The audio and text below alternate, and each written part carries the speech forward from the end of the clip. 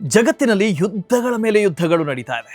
ಈಗ ಗ್ಲೋಬಲ್ ಮಾರ್ಕೆಟ್ನಲ್ಲಿ US Iran ಯುದ್ಧದ ಕಾರಣಕ್ಕೆ ಆತಂಕ ಹೆಚ್ಚಾದರೂ ಕೂಡ ಚಿನ್ನ ಮತ್ತು ಬೆಳ್ಳಿ ಬೆಲೆಯಲ್ಲಿ ದೊಡ್ಡ ಏರಿಕೆ ಏನೂ ಆಗಿಲ್ಲ.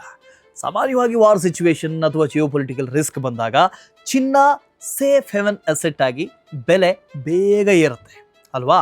ಆದರೆ ಈ ಸರಿ ಹಾಗಾಗಿಲ್ಲ. ಯುದ್ಧದ ಟೆನ್ಷನ್ ಹೆಚ್ಚಾದ ನಂತರ ಗೋಲ್ಡ್ ಸುಮಾರು 1,69,000ದಿಂದ 1,60,000 ಹತ್ತಿರಕ್ಕೆ ಇಳಿದಿದೆ.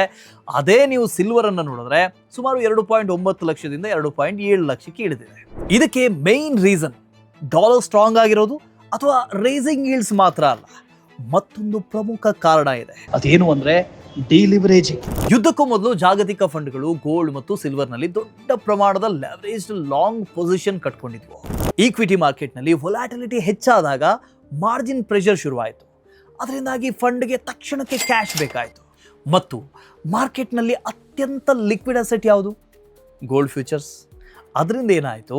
Price down plus open interest down is equal to long liquidation. History ನೋಡಿದ್ರೆ ಇದೇ ಥರದ ಪ್ಯಾಟರ್ನ್ ಅನ್ನು ನಾವು ಈ ಹಿಂದೆ ಕೂಡ ನೋಡಿದ್ದೀವಿ. ಉದಾಹರಣೆಗೆ 2008ರ ಗ್ಲೋಬಲ್ ಫಿನಾನ್ಷಿಯಲ್ ಕ್ರೈಸಿಸ್ ಟೈಮಲ್ಲೂ ಕೂಡ, COVID-19 ಮಾರ್ಕೆಟ್ ಕ್ರ್ಯಾಶ್ ಮಾರ್ಚ್ 2020 ಮೊದಲ ಹಂತದಲ್ಲೂ ಕೂಡ ಗೋಲ್ಡ್ ಮೊದಲು ಇಳಿಕೆ ಆಗಿತ್ತು.